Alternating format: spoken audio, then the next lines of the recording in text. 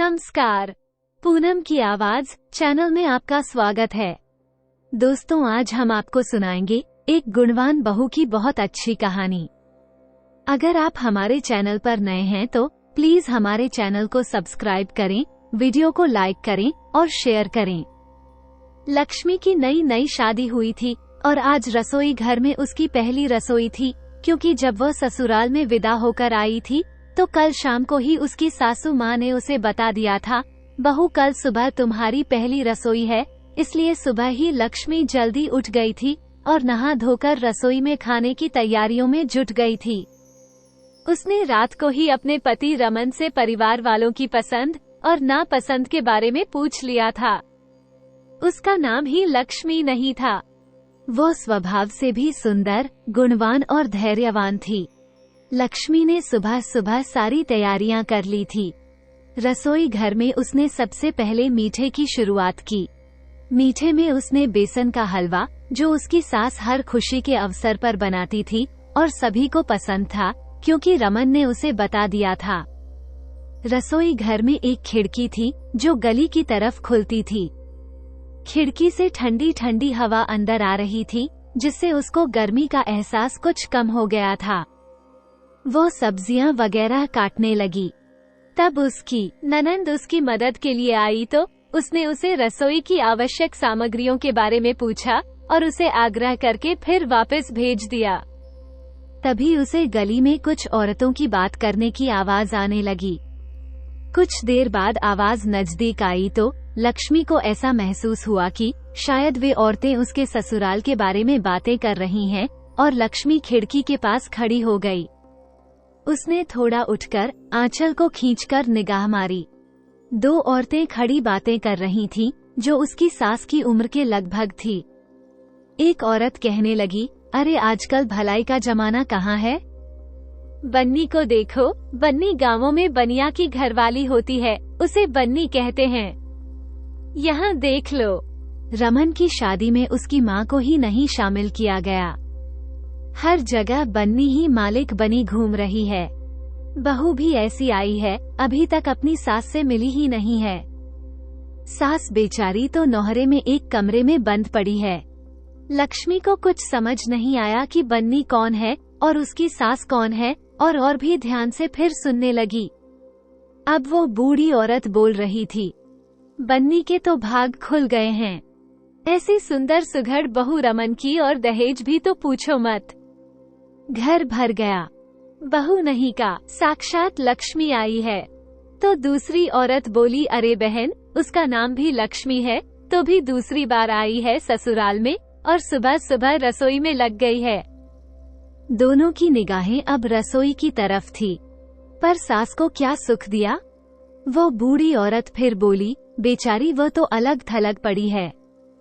तो दूसरी औरत कहने लगी, अरे बहन, कैसी बातें करती हो?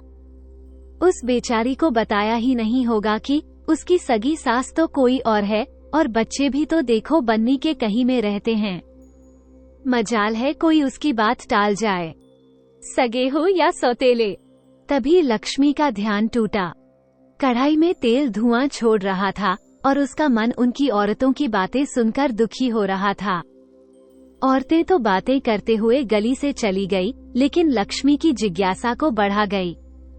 उसके मन में बहुत सारे प्रश्न आ रहे थे, जिनके उत्तर उसे ढूंढने थे। आखिर उसकी सास कौन है? बन्नी कौन है? उसके मायके वालों को भी यह जानकारी नहीं थी, और उसे कुछ क्यों नहीं बताया गया?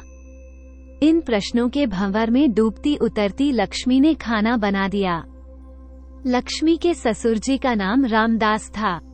वो करीब 50-55 की उम्र वाले अच्छे व्यक्तित्व वाले व्यक्ति थे।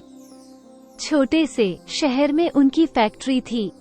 15 साल पहले वो शहर से लगते हुए गांव में रहते थे और घर के बड़े बेटे थे तो लाडले थे, और जैसे ही जवानी आई तो उनमें भी बहुत सी कमजोरियों ने उन्हें जकड़ लिया। रामदास जी रंगीन मिजाजी के चर्चे आम होने लगे थे। तब रामदास के माँ बाप ने उनकी लगाम खींची, लेकिन तब तक देर हो चुकी थी। बहुत सोच विचार के बाद हल निकाला, जो कि आम परिवार में चलन है। शादी हर समस्या का समाधान होती है। लड़की ढूंढी जाने लगी। 25 तक पहुँचते पहुँचते रुक्मणी से उनका विवाह हो गया। खूबसूरत राजकुमारी सी रुक्मणी, जो रामदास को ऐसी भाई की कमरे से बाहर निकलना तक उनका बंद हो गया था।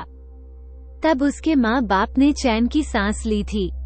रामदास सारे दिन रुक्मणी के आगे पीछे घूमता और उसके रूप पर लट्टू रहता था।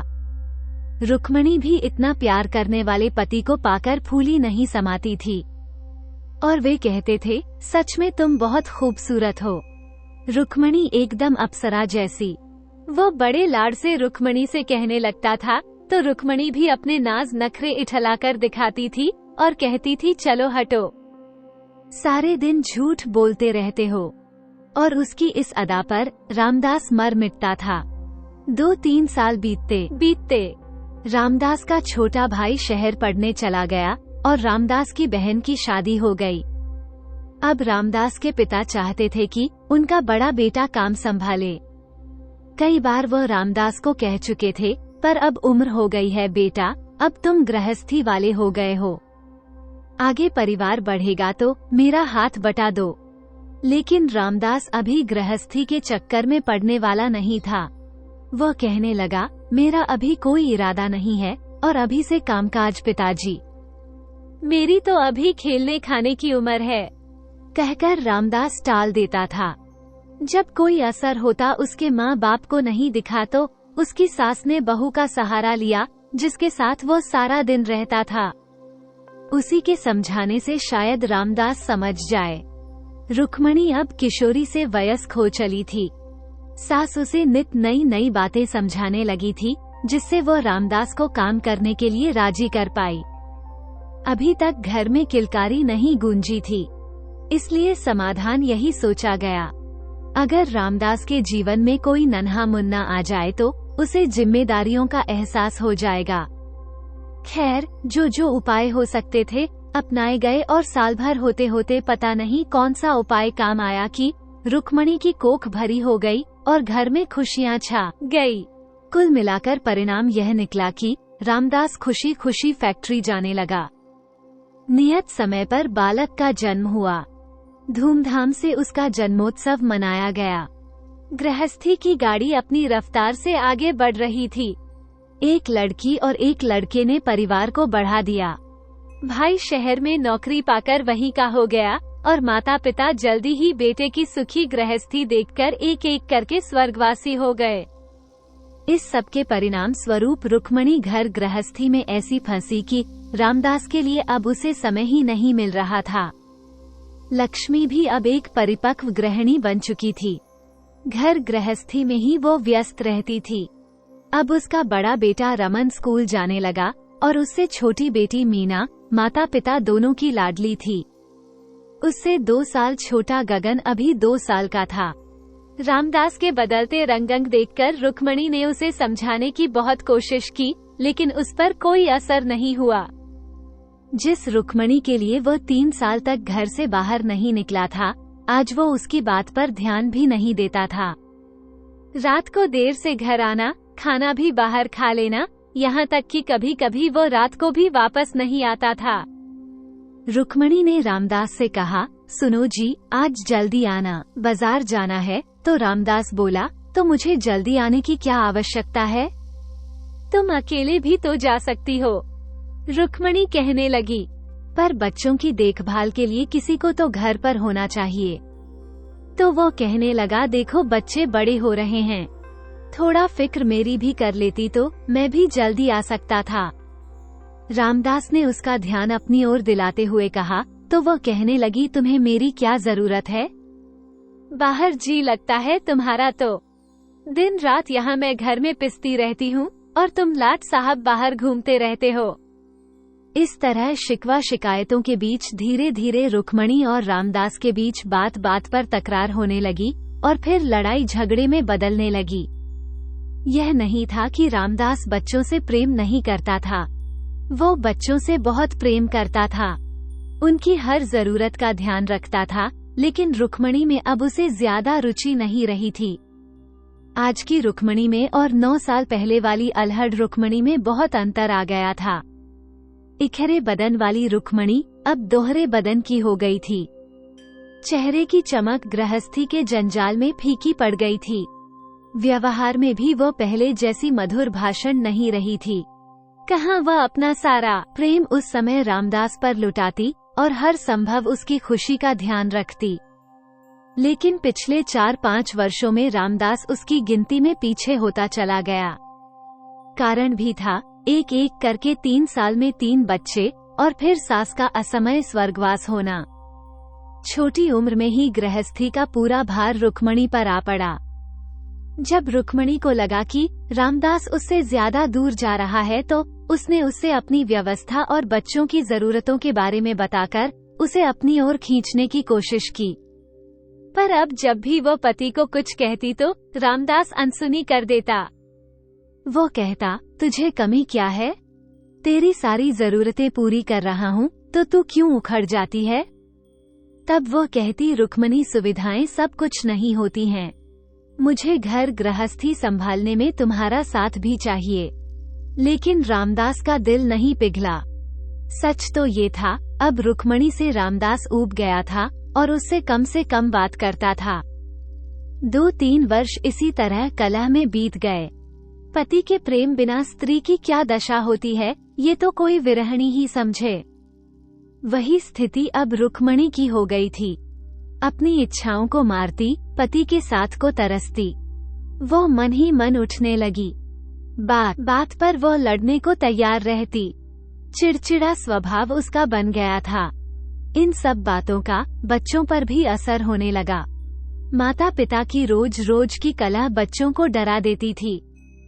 पति पर जो असंतोष और क्रोध था, उसकी शिकार कभी कभी निर्दोष बच्चे भी बन जाते थे। वे बच्चे सहमे सहमे रहने लगे। इन सब से छुटकारा पाने के लिए अब रामदास शहर की फैक्ट्री में ही ज्यादा रुकने लगा था। माँ बाप का साया उठते ही रामदास तो एकदम आजाद हो गया था। रुक्मणी के गृहस्थी में फंस जाने पर उसका ध्यान फिर अपने पुराने साथियों में जा लगा और फिर मनमौजी हो गया था। रुक्मणी को जब तक खबर हुई, उसकी पहुंच से रामदास बाहर हो चुका था। दोनों के बीच एक बड़ी खाई खोद चुकी थी। इस माहौल में बच्चों पर भी असर डालना शुरू कर दिया और रामदास रुक्मणी से और भी दूर होने लगा। फैक्ट्री में माता पिता के समय से ही लाला चंदर लाल मुंशी का काम करते थे।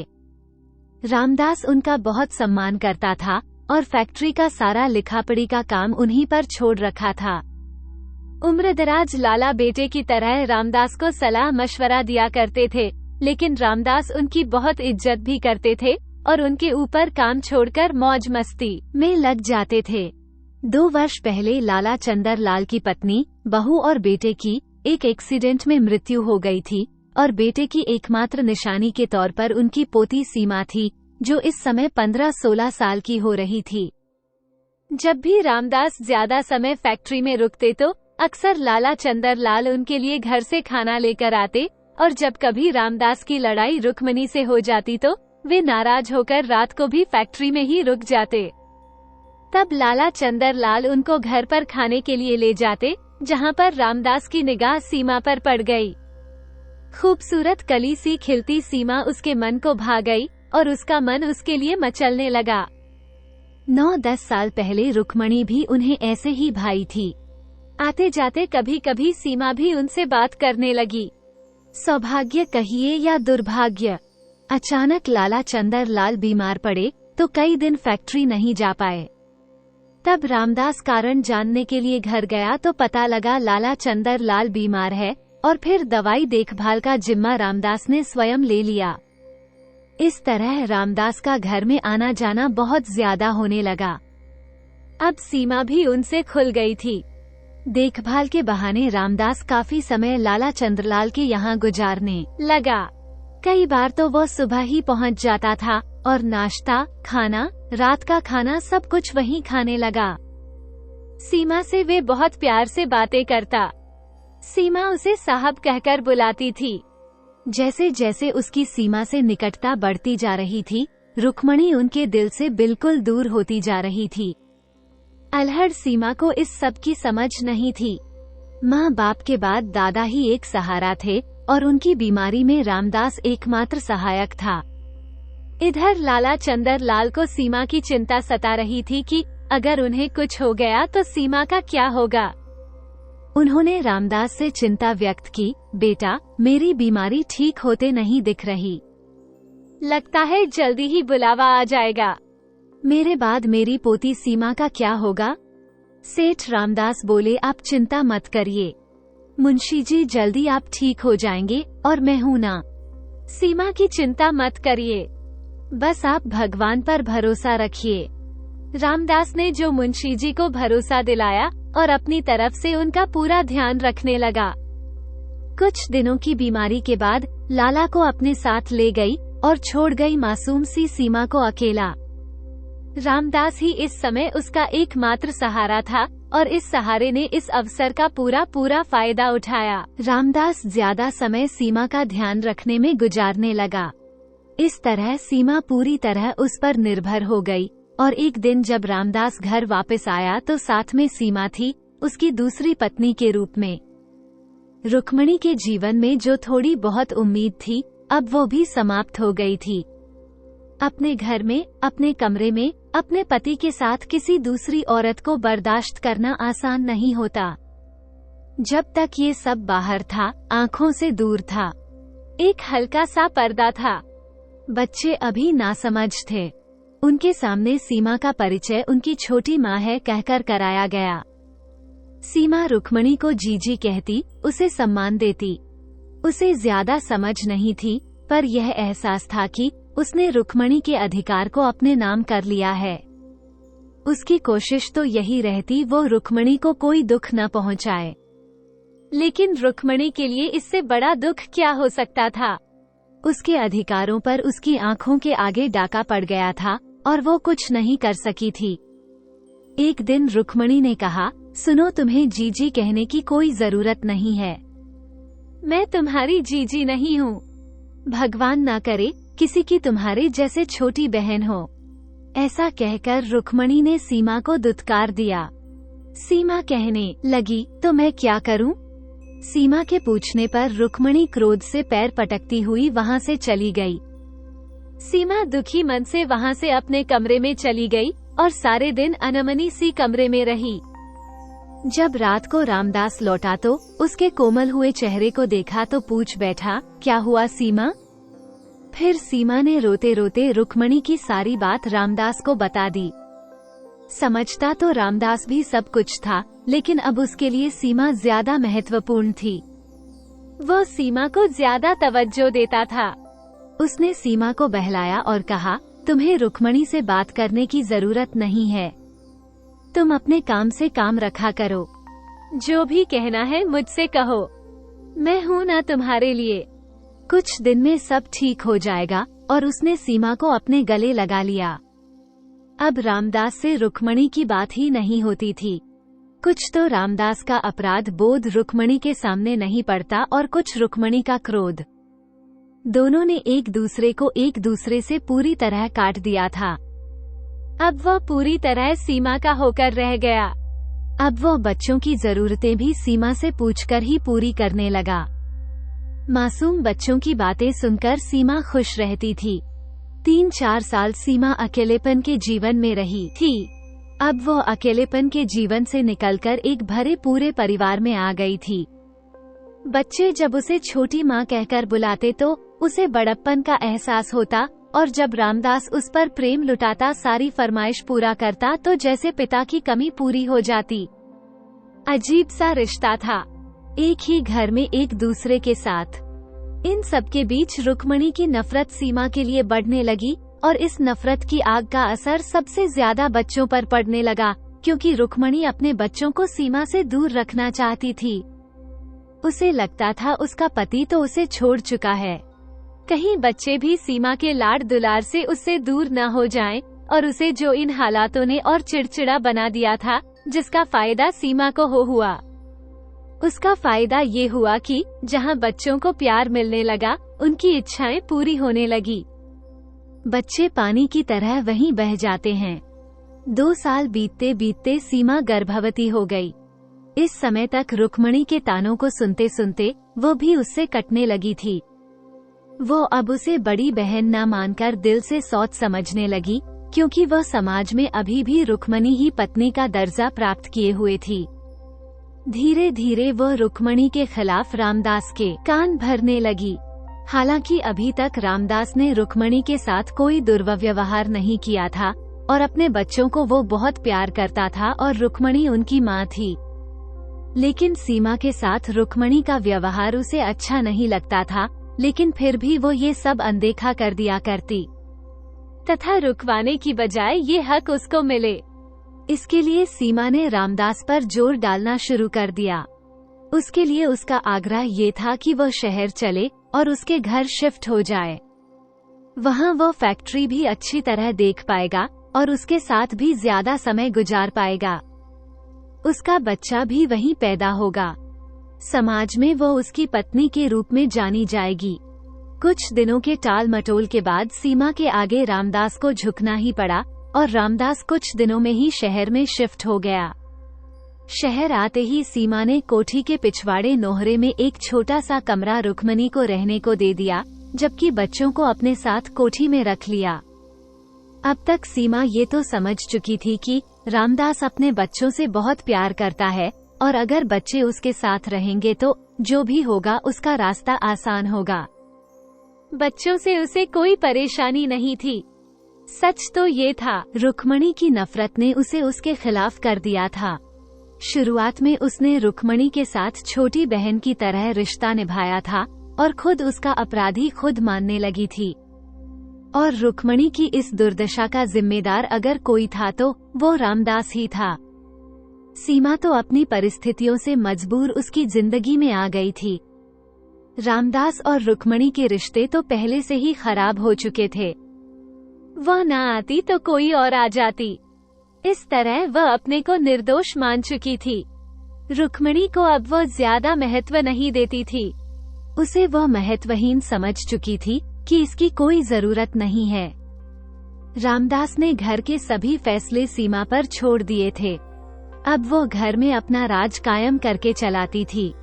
आप जो रमन 10 वर्ष का था और बहुत कुछ समझने लगा था, लेकिन सीमा के व्यवहार से बच्चे खुश रहते थे और माँ के प्यार की कमी ज्यादा उन्हें महसूस नहीं होती थी। दूसरा, वो सीमा को नाखुश भी नहीं करना चाहते थे, इसलिए उन्होंने रुक्मणी से अलग रहने पर सीमा या पिता को कुछ नहीं कहा और न कुछ पूछा। कभी कभी वो माँ से मिलने उसके कमरे में जाते, लेकिन जब उन्हें वो प्यार नहीं मिलता जो उन्हें माँ की ओर खींच पाता है। रुक्मणी अपनी इस दशा से खिन्न हो बच्चों के प्रति बेरुखी हो चुकी थी। अब इससे विमुख मानसिक रूप से वो असंतुलित हो गई और कुछ भी उसे अच्छा नहीं लगता था। इसी तरह समय बीतता चला गया। सीमा ने एक पुत्र को जन्म दिया जिसका नाम भावेश रखा गया। रामदास ने बहुत बड़ा जलसा किया जिसमें नगर के सभी सम्मानित लोगों को निमंत्रण दिया गया। रुक्मणी माँ कहीं नहीं थी। पत्नी के रूप में सीमा ही सबसे मिली जो वो चाहती थी। समाज में वो आज रामदास की पत्नी के रूप में जानी जाने लगी। शहर में आए उन्हें 15 वर्ष हो चुके थे और बीए करने के बाद रमन पिता के साथ फैक्ट्री का काम संभालने लगा था, जो अभी काफी फैल चुका था। मीना की शादी हो चुकी थी और वह अपनी ससुराल में प्रसन्न थी। गगन और भावेश अभी पढ़ाई कर रहे थे। बहन भाइयों के बीच प्रेम था। सौतेलेपन का कहीं कोई जिक्र नहीं था और अब रमन की शादी लक्ष्मी से हो चुकी थी। लक्ष्मी अपनी सास सीमा के पांव दबा रही थी और मन ही मन दुविधा में थी कि सुबह की बातचीत के बारे में पूछताछ करे या नहीं। लक्ष्मी पढ़ी लिखी समझदार थी। वो परिस्थितियों को समझकर ही कोई कार्य करना चाहिए। वह जानती थी जल्दबाजी में काम अक्सर बिगड़ जाते हैं और रिश्ते भी। अभी वो कुछ निश्चय नहीं कर पाई थी। रमन से बात करने का भी मौका उसे नहीं मिला था। तभी सीमा की आवाज ने उसका ध्यान भंग कर दिया। सीमा बोली, जाओ बहू, अब तुम भी सो लो, सुबह से काम में लगी हो, थक गई होंगी। सीमा बोली, जी माँ जी। कहते हुए लक्ष्मी खड़ी हो गई और जाते जाते वो एकाएक ठिठक गई। सीमा बोली, क्या बात है, वो कुछ कहना चाहती हो? लक्ष्मी बोली, दूध लेकर आऊं माँ जी। लक्ष्मी ने अपने मन पर काबू करते हुए पूछा तो सीमा ने कहा, नहीं, बच्चों को दे देना और तुम भी ले लेना। और लक्ष्मी कमरे से बाहर आ गई। उसने निश्चय किया कि इस बारे में वो रमन से ही पूछेगी। कमरे में रमन उसका बेसब्री से इंतजार कर रहा था। उसने दूध का गिलास उसके हाथ में पकड़ा दिया और बैठ गई। वो फिर सोच में पड़ गई, रमन से बात करे या ना करे। अभी तो रमन से ही उसकी हिचक पूरी तरह खुली नहीं थी। स्वभाव के बारे में भी उसे ज्यादा पता नहीं था। रमन जिन हालातों में पला बढ़ा था वो कम ही बोलता था, सहज ही किसी से घुलता मिलता नहीं था। एक नया रिश्ता उसे अभी अभी मिला था, इसलिए वो बेहद खुश था। कल जब लक्ष्मी आई थी तब कितनी खुश दिख रही थी, पर आज शाम होते होते क्या हुआ जो लक्ष्मी इतनी गंभीर है? रमन अपने मन में सोच रहा था। उसने लक्ष्मी को सोच में पड़ा हुआ चुपचाप देखा तो टोक दिया, क्या सोच रही हो लक्ष्मी? लक्ष्मी बोली, कुछ नहीं।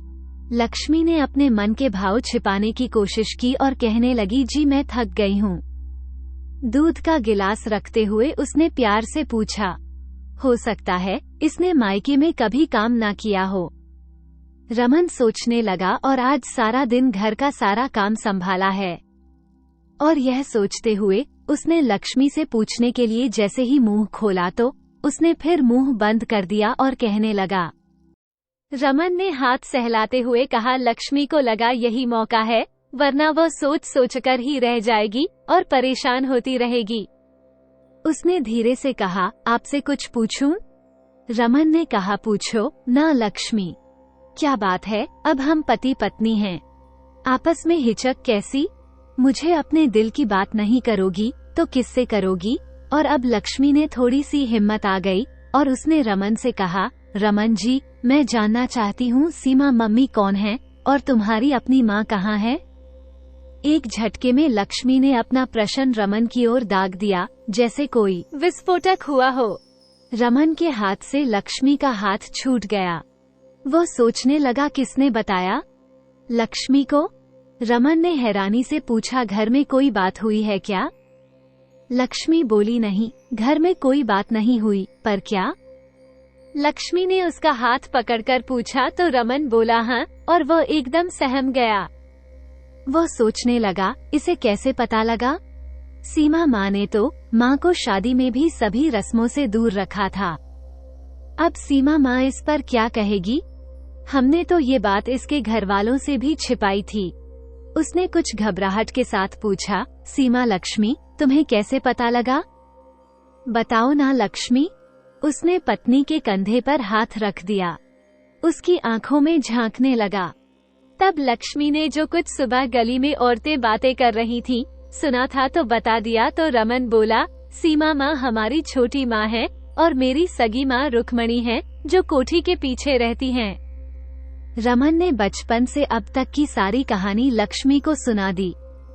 उसकी आंखों में आंसू थे जो उसकी बेबसी को बयान कर रहे थे। वो कहने लगा, सीमा माँ ही हमारी माँ के खाने पीने और पहनने का ध्यान रखती हैं। उन्होंने हमें पहले स्कूल कॉलेज की पढ़ाई के बहाने माँ से दूर रखा, तो कभी माँ की मानसिक स्थिति का जरिया बनाकर दूर रखा। मीना जब तक थी तब जरूर सीमा माँ के बिजी हो जाने पर कहीं न कहीं से माँ के पास जाकर उनको नहलाकर खाना खिलाने जाती थी। मैं भी कभी कभी मौका मिलने पर उन्हें देख आता था। लक्ष्मी आश्चर्य से रमन को देख रही थी, मानो आठवां अजूबा हो। कोई अपनी सगी माँ के साथ ऐसा व्यवहार कैसे कर सकता है? उसने कहा, पिता ने तुम्हारी माँ के साथ अन्याय किया और तुम भी विरोध नहीं कर पाए। रमन जी, क्योंकि तब तुम छोटे थे, पर आज तुम समर्थ हो। आज तुम्हारी क्या मजबूरी है? बोलो रमन जी, जवाब दो। लक्ष्मी की आवाज में दुख के साथ साथ गुस्सा भी था।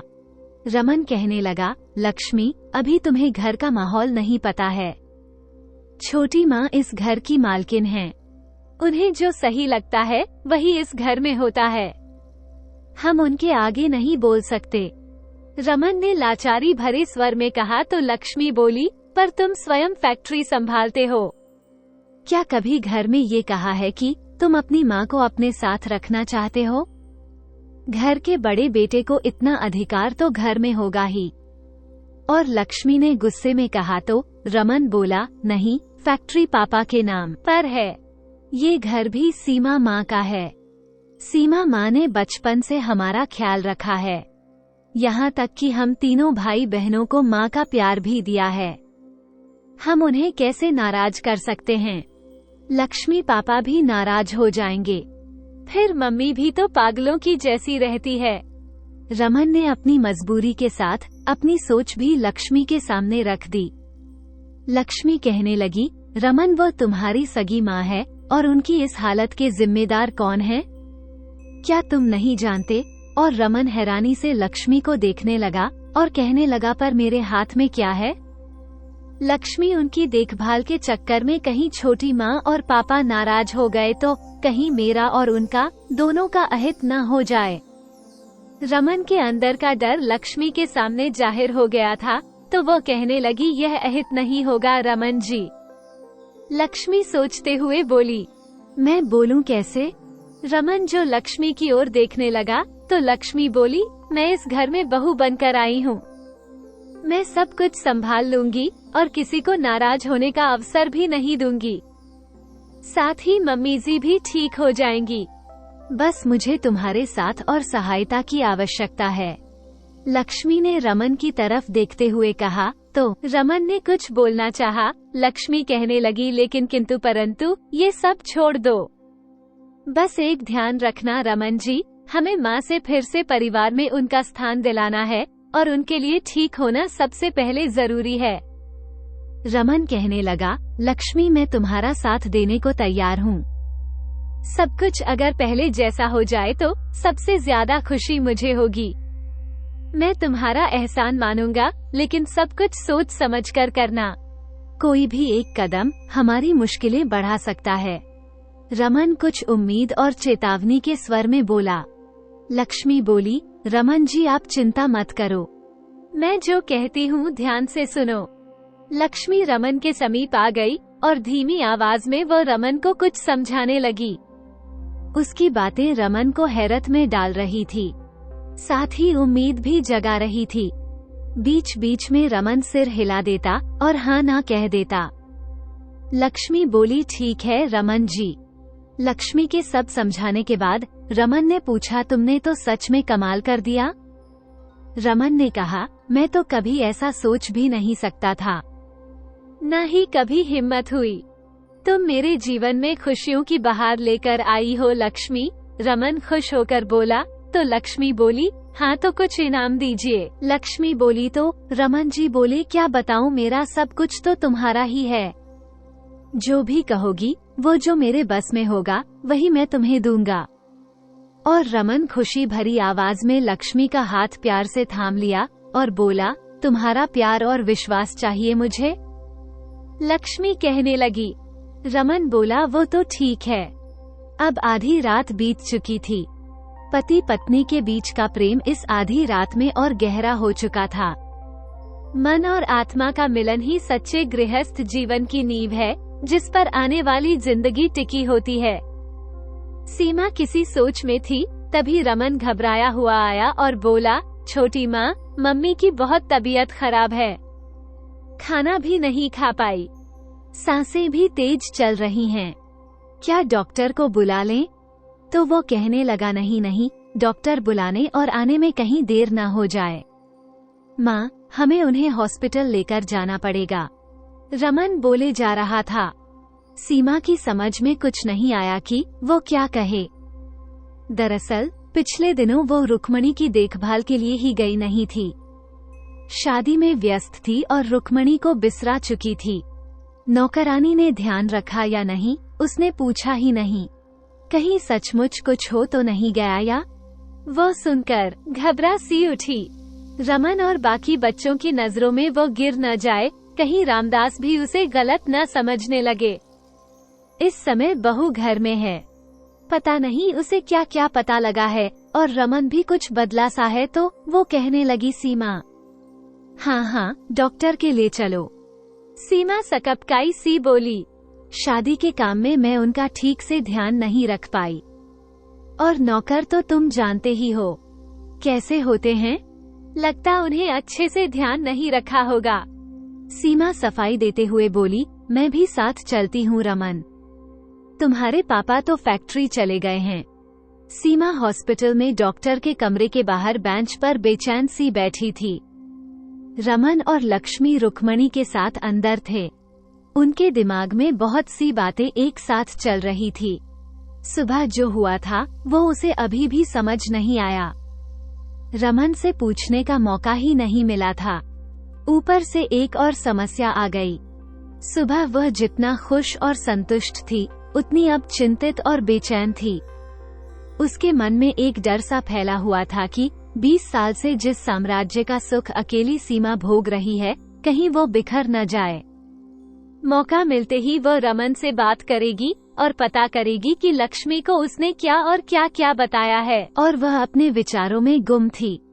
तभी रमन वहां आ गया। सीमा ने रमन को देखा और पूछा, कैसी है जीजी? घबराहट भरे स्वर में बोली, तो घबराहट में ये घबराहट रुक्मणी के लिए थी या अपने आने वाले कल की चिंता में? तो वो कहने लगा, क्योंकि रमन सीमा का दिल तो जानता ही था। वो बोला, मम्मी की हालत ज्यादा अच्छी नहीं है माँ। छोटी माँ और रमन की आवाज में पश्चाताप था। तो सीमा बोली, बेटा मैं कुछ कहना चाह रही थी, पर रमन ने बीच में ही रोक दिया। नहीं छोटी माँ, आपकी कोई गलती नहीं है माँ, आपने तो हम सबको बहुत अच्छे से संभाला है। गलती मेरी है, मुझे भी तो मम्मी का ख्याल रखना चाहिए था। रमन ने दिलासा देते हुए सीमा को कुछ राहत सी प्रदान की। जबकि हकीकत ये थी, शादी से 10 दिन पहले ही छोटी बहन मीना आ गई थी, और वह लक्ष्मी के आने से 1 दिन पहले ही ससुराल गई थी, और उसने उन दिनों रुक्मणी की देखभाल की थी। रमन भी उन दिनों 2-3 बार माँ से आशीर्वाद लेने गया था। वह शांत थी। बेटी के साथ ने उन्हें को संभाल दिया था। दरअसल जब से मीना की शादी हुई थी, वह तब जब भी आती थी, उसकी कोशिश तो यही होती थी कि मौका मिलते ही वह अपनी माँ के साथ समय बिताए। यानी वह सीमा का अब भी ज्यादा लिहाज करती थी। सीमा ने इससे कुछ महसूस भी किया था, लेकिन मीना ने उससे कुछ नहीं कहा। कभी कभी तो आती और उससे पहले सा ही मान देती थी, और रमन के व्यवहार में भी उसने अपने लिए सीमा को कोई परिवर्तन नहीं लगा, तो उसे चैन सा आ गया। छोटी माँ, मैं आपको घर छोड़ देता हूँ, आप थक गई होंगी, रमन ने सीमा से कहा। तो सीमा कहने लगी, रमन मैं कुछ पूछना चाहती हूँ, क्योंकि सीमा के मन में तो हलचलें मची हुई थी। रमन बोला, हाँ छोटी माँ, क्या पूछना है बताओ। तो सीमा कहने लगी, रमन तुमने लक्ष्मी को ये बताया है कि मैं तुम्हारी सौतेली माँ हूँ और रुक्मणी जीजी तुम्हारी सगी माँ है। तुमने लक्ष्मी को और क्या क्या बताया है जीजी के बारे में? सीमा रमन से पूछ ही रही थी, रमन तूने बहू को क्या क्या बताया मेरे और जीजी के बारे में? अभी रमन बताने के लिए मुंह खोला था कि लक्ष्मी आ गई और वह चुप हो गया। लक्ष्मी ने एक पर्ची देते हुए कहा कि ये दवाइयाँ आनी हैं, और वो कुछ नहीं कह पाया और चुप हो गया, क्योंकि रमन दवा लेने चला गया। अब सीमा सोचने लगी कि रमन से तो बात हो नहीं पाई क्या? लक्ष्मी से पूछूं? लक्ष्मी ने सीमा से कहा, माँ जी आप कुछ सोच रही हैं क्या? सीमा ने कहा, हाँ मुझे तुमसे कुछ पूछना है। बहू लक्ष्मी जानकर भी अनजान बनी हुई थी। बोली, पूछिए माँ जी। तो सीमा ने कहा, लक्ष्मी क्या तुम्हें रमन ने मेरे बारे में कुछ बताया? कुछ सकुचाते हुए सीमा ने पूछ लिया। तो लक्ष्मी बोली, जी, और वह जो प्रश्नवाचक नजरों से सीमा की ओर देखने लगी। सीमा ने बात बदल दी और पूछा, रुक्मणी दीदी की तबीयत अब कैसी है? क्या मैं उनको देख आऊं? लक्ष्मी बोली, नहीं, वे ठीक नहीं हैं और अभी सो रही हैं।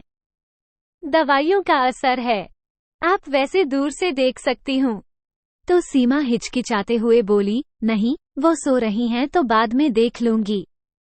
थोड़ी देर दोनों चुप रहीं, फिर सीमा से रहा नहीं गया और फिर पूछ बैठी, लक्ष्मी, तुम्हें कैसे पता लगा कि मैं रमन की छोटी माँ हूँ और रुक्मणी दीदी उसकी सगी माँ है? तो रमन ने कहते हुए वह रुक गई और उठकर वार्ड में झांक कर देखने लगी। लक्ष्मी ने वार्ड में झांक कर देखा रुक्मणी को तो वो सोई हुई थी। वो वापस आई और उन्होंने बात चालू रखी। क्या रमन ने? लक्ष्मी बोली, नहीं, उन्होंने तो मेरे को नहीं बताया था। ये तो मुझे गली में बात कर रही कुछ औरतों से कल सुनाई दिया था। लक्ष्मी आगे बोली, गली में बात कर रही थीं। कुछ औरतें हमारे घर के बारे में कह रही थीं। कल सुबह मैं किचन में काम कर रही थी तो सीमा बोली, क्या कह रही थी बहू? तो वो बोली, लक्ष्मी माँ जी, यही सच है कि फिर उसने उन औरतों की बातचीत घुमा फिराकर अपने तरीके से सीमा के सामने रख दी। लक्ष्मी की बात सुनकर सीमा बोली, अब मैं क्या बताऊं बहू, रुक्मणी दीदी को कभी कभी पागलपन का दौरा पड़ता है, इसलिए उनको कोठी के पीछे अलग कमरे में रखा है। उस समय वो अपने को या किसी और को भी हानि पहुंचा सकती हैं। तो मेरे बारे में कुछ गलत मत सोच लेना बहू। अगर मैं उनको सौत मानती तो रमन और मीना और गगन को अपने बच्चों की तरह कैसे पालती? रमन, मीना और गगन को अपने बच्चे की तरह ही क्यों मानती हूँ? मेरा तो भाग्य खराब है बहू, जो रुक्मणी जीजी मेरे घर में आने के बाद ही पागल हो गई।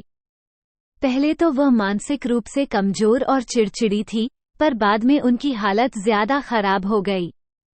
सफाई देते शब्दों में सीमा एक ही सांस में सब भूल गई। लक्ष्मी ने देखा।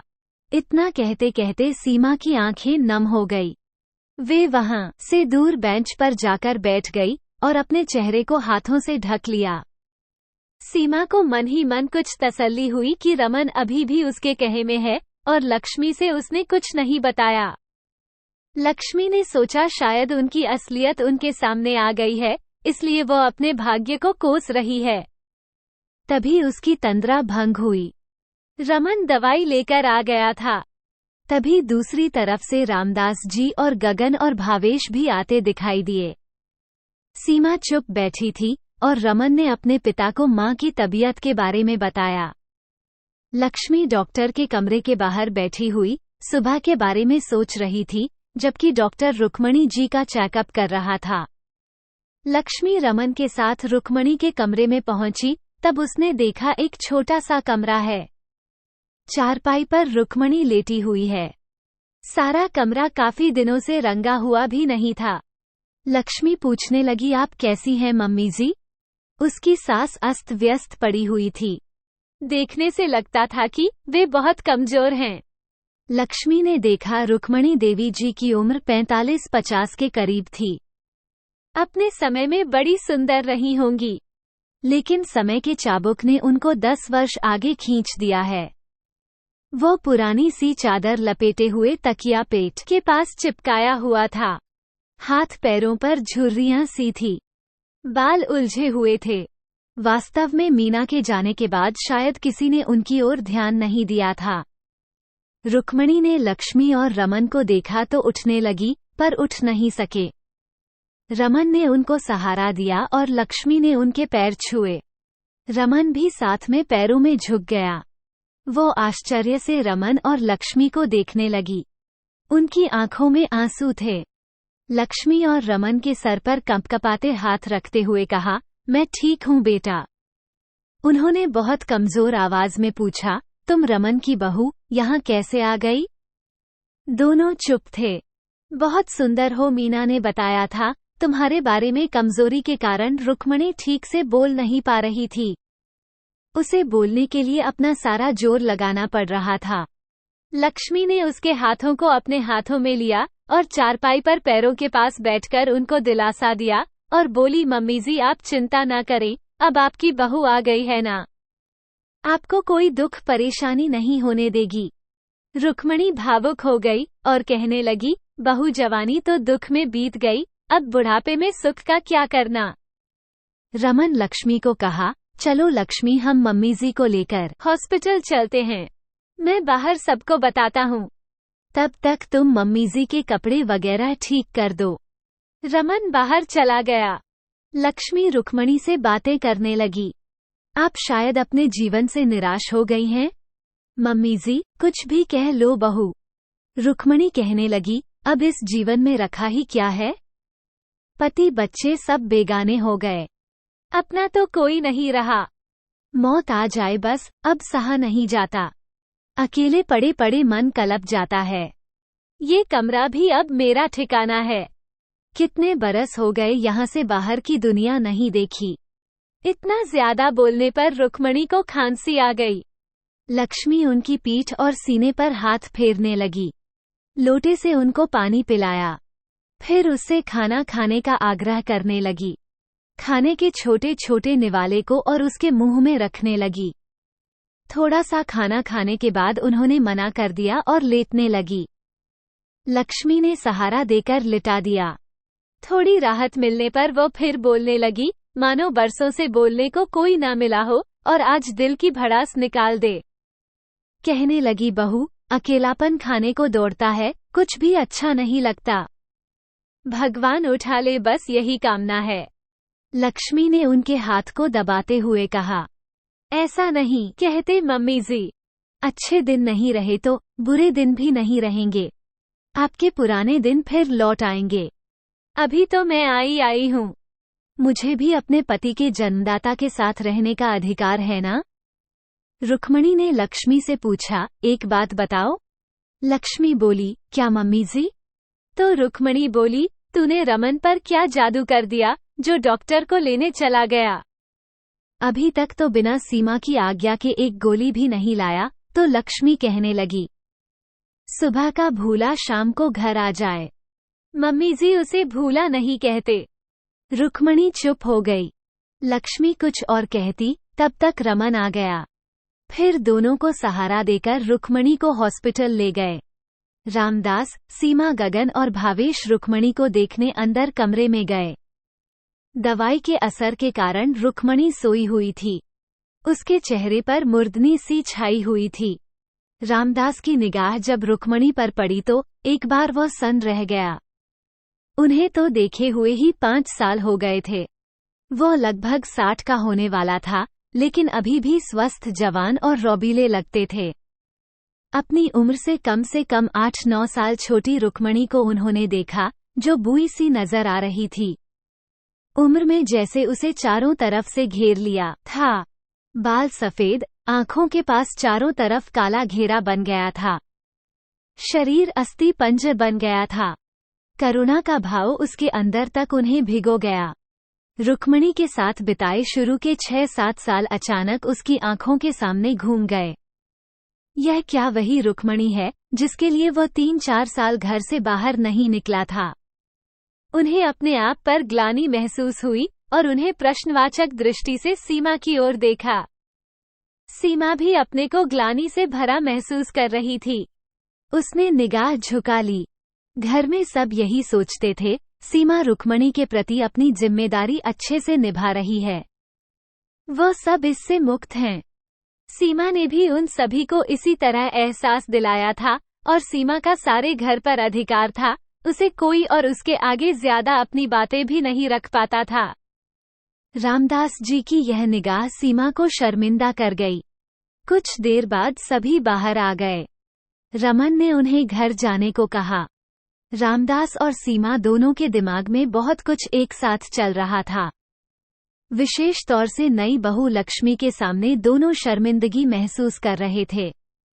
एक तो लक्ष्मी और उनके घर वालों से सच्चाई छुपाना और दूसरे रुक्मणी की अवस्था लक्ष्मी के सामने आना। थोड़ी देर वे सोचते सोचते खड़े रहे, लेकिन फिर रुकने की उनकी जो हिम्मत नहीं रही। रमन को रुक्मणी का ध्यान रखने का और पैसे के बारे में पूछकर बाहर निकल गए। बाहर निकलते निकलते रामदास वापस मुंह मोड़े और उन्होंने जेब से नोटों की गड्डी निकालकर रमन के हाथ पर रख दी, मानो पश्चाताप कर रहे हों। लक्ष्मी ने सीमा से कहा, मम्मी जी, आप भी घर चली जाइए। आप भी थक गई होंगी, हम संभाल लेंगे। ये कहकर गगन और भावेश भी कहने लगे कि हम भी यहीं रुक जाते हैं भाभी के साथ। सीमा चुपचाप रामदास के साथ पीछे पीछे धीमे कदमों से बाहर चली गई। सीमा सोच रही थी, रामदास शायद उससे कुछ कहेंगे। हो सकता है उसे दुकारे होंगे। पूछेंगे तो क्या जवाब दूंगी? इस तरह की उसने कभी कल्पना भी नहीं की थी। उधर रामदास खुद शर्मिंदा थे। उन्होंने कभी भी रुक्मणी पर ध्यान नहीं दिया। सीमा के कहे को सच मानते रहे और हमेशा उसकी बातों में उसकी हाँ में हाँ मिलाते रहे। बच्चे चाहे ना कहते हों, पर हो सकता है मन में उनके लिए उपेक्षा का भाव हो। डर से या आदर से वे उनके सामने न बोलते हों। अब बच्चे जवान भी हैं और समर्थ भी। अब जब नई बहू आ गई है तो वो क्या सोचती होगी? रमन से उसने हमारे बारे में क्या कहा होगा? इन बातों में डूबते उतरते रामदास चले जा रहे थे। दोनों अपनी अपनी सोच में गुम थे। जैसा कि सीमा ने लक्ष्मी से कहा था कि उनकी मानसिक हालत ठीक नहीं है, उसी को आधार बनाकर लक्ष्मी ने रुक्मणी की मानसिक हालत ठीक नहीं है सबको कह दिया था कि डॉक्टर ने उनसे मिलने के लिए मना किया है, और लक्ष्मी ने डॉक्टर से मिलकर कह दिया था कि अब रुक्मणी जी का इलाज मेंटल हॉस्पिटल में होगा। इन्हें वहां से अपने मायके के शहर में एक हॉस्पिटल में शिफ्ट कर रहे हैं। वहां पर उन्हें मिलने के लिए ज्यादा लोग नहीं जा सकते। मरीज से मिलने पर पाबंदी है क्योंकि इससे इलाज में बाधा पड़ती है। हॉस्पिटल के नियम अनुसार एक ही व्यक्ति उनसे मिल सकता है, तो किसी को भी ज्यादा चिंता करने की जरूरत नहीं है और बीच बीच में हम उसे देख आएंगे। मेरे मायके वाले भी वहां हैं, लक्ष्मी ने कहा, तो वह देखभाल कर लेंगे। रामदास और सीमा ने एक बार हिचकिचाहट दिखाई कि उसके मायके वाले पूछेंगे तो हम क्या जवाब देंगे। तब लक्ष्मी ने उन्हें तसल्ली देते हुए कहा कि वह सब संभाल लेगी, अपने ससुराल की बदनामी नहीं होने देगी। इस तरह रुक्मणी हॉस्पिटल में रहने लगी। लगभग 1 साल होने को आया। इस बीच रमन और लक्ष्मी रुक्मणी से मिलने जाते और कभी कभी रात को भी वहीं रुक जाते। रामदास और सीमा ने 1-2 बार जब देखने जाने को बोला तो रमन और लक्ष्मी ने उन्हें परेशान न होने की बात कहकर टाल दिया। दोनों पति पत्नी सीमा और रामदास वैसे भी अपने मन में शर्मिंदा थे और रुक्मणी का सामना नहीं कर सकते थे। पता नहीं सामना होने पर वे कैसा व्यवहार करें, इसलिए वे उनकी बात मान लेते थे। लक्ष्मी और रमन अभी भी सीमा को वही सम्मान देते थे जैसा कि पहले देते थे। दिल ही दिल में वे ये जानते थे कि छोटी माँ जायदा दोषी नहीं है। उन्हें मुसीबत में जो सहारा मिला थाम लिया। सीमा जब घर आई थी तब रमन 7-8 साल का था और रुक्मणी जो रामदास के झगड़ों को देखता था थोड़ा बहुत समझता भी था। शुरू में सीमा ने उनकी माँ को भी मान दिया था, पर माँ पिता के इस धोखे को सहन नहीं कर पाई और सारा क्रोध बच्चों और सीमा पर निकालती थी। गलती तो पिता की थी, सजा उन सबको मिली और उस समय सीमा चाहती तो बच्चों को भी दुखी कर सकती थी। शायद पिताजी तब छोटी माँ के प्रेम में ज्यादा दखल नहीं देते। सीमा तो मन ही मन शर्मिंदा थी, इसलिए कुछ नहीं कहती। लेकिन सच्चाई तो ये थी कि रमन लक्ष्मी ने एक कमरा लेकर रुक्मणी को वहां शिफ्ट कर दिया था। साथ ही एक नर्स को देखभाल के लिए वहां छोड़ दिया था, जो घर के अन्य काम भी किया करती थी। रुक्मणी का इलाज की इतनी जरूरत उसे नहीं थी जितनी कि उसे किसी अपने के साथ की थी। शांति की थी, प्यार की थी और आवश्यकता थी लक्ष्मी और रमन की। दोनों मिलकर जो उनकी सेवा कर रहे थे, खान पान और उचित देखभाल। रमन और लक्ष्मी का साथ रुक्मणी के लिए वरदान साबित हुआ। धीरे धीरे शरीर भर गया, चेहरे से झुर्रियां गायब हो गई, मानो जैसे चेहरे पर कभी थी ही नहीं, और चेहरे पर आशा की उम्मीदें बढ़ने लगी तो आंखों में चमक भर आई। जो कुछ उसके जीवन में हुआ उसे भाग्य मानकर आज वे स्वीकार कर चुकी है और आगे के जीवन को परिवार के साथ रहकर खुशी खुशी शांतिपूर्वक बिताना चाहती हैं। आज लक्ष्मी और रमन की शादी को 1 साल हो रहा है। घर में सुबह से रौनक थी। रामदास और सीमा ने मिलकर उनके इस दिन को खास बनाने के लिए सोचा था। शायद वह इस तरह से उनको खुश करना चाहते थे। उन्होंने उन्हें अभी भी वही मान सम्मान दिया था। उनके सामने कभी अपनी माँ की हालत को लेकर या बात को छुपाने की जो भूल की थी, उसके लिए वे शायद एक पश्चाताप कर रहे थे या उनको उसका फल दे रहे थे। चारों ओर सजावट हो रही थी। शाम को खाने पीने का आयोजन था। बहुत से लोगों को निमंत्रण दिया गया था। लक्ष्मी के मायके वाले भी आ रहे थे। लक्ष्मी रमन ने भी कुछ खास सोच रखा था। रात को 7 बजे होंगे जब लक्ष्मी तैयार होने के लिए ब्यूटी पार्लर जाने के लिए कहकर गई थी। मीना आई हुई थी और जब उसे पता लगा कि उसकी माँ यहाँ नहीं है, हॉस्पिटल में है, तो उसे लगा शायद उसकी माँ के दिन अब भाभी के आने से फिर जाएं।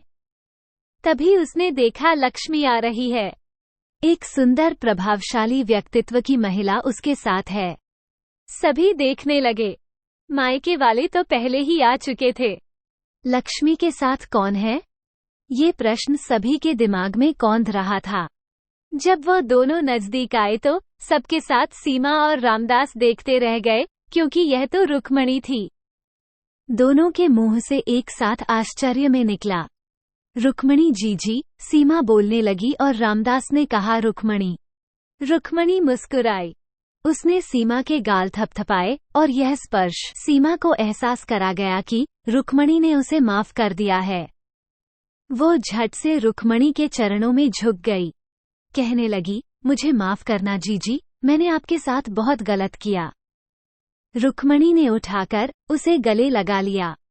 कहने लगी, तुमसे कोई भूल नहीं की है सीमा, क्योंकि तुमने मेरे बच्चों को कभी भी अपनी सौत के बच्चे नहीं माना और उन्हें मेरी तरह ही प्यार दुलार देकर बड़ा किया। सबसे बड़ी बात, लक्ष्मी जैसी बहू लेकर आई हो जिसने मुझे दोबारा ये दिन दिखाया। तुम्हारी इसमें कोई ज्यादा गलती नहीं है, तुम तो बच्ची ही थी। रामदास अपने किए पर शर्मिंदा थे। उन्होंने अपने दोनों हाथ रुक्मणी के आगे जोड़ दिए। बोले, मैं बहुत शर्मिंदा हूँ रुक्मणी, मैंने तुम्हारे साथ बहुत गलत किया, मुझे माफ कर दो। रुक्मणी माफी के काबिल तो नहीं हूँ। फिर भी रुक्मणी ने कहा, जो हो गया उसे भूल जाइए। आपने जो किया वो माफी के काबिल तो नहीं, लेकिन बच्चों को इस घर में कभी भी किसी की कमी महसूस नहीं होने दिया और सीमा ने हमेशा उनका ध्यान रखा। मैं आपको आपकी गलतियों के लिए माफ करती हूँ। मेरी बहू नाम की ही लक्ष्मी नहीं, सचमुच में लक्ष्मी है और मैं भगवान से प्रार्थना करती हूँ ऐसी सुंदर, सुशील, समझदार बहू सबको मिले, जो अपनी ही सास को उसका हक दिलाने के लिए उसने खुद पहल करी और बिना किसी को नुकसान पहुंचाए अपमानित किए घर समाज में सम्मान दिलाया। रुक्मणी ने लक्ष्मी को गले लगा लिया। मीना और सीमा भी दोनों तरफ से उसके गले लग गई। रामदास ने भी रमन को गले लगाया। गगन और भावेश ने रुक्मणी के चरण स्पर्श किए और चारों ओर खुशियां थी। सभी खुश थे। रुक्मणी को घर में आज वही सम्मान मिला जो उसका पहले था।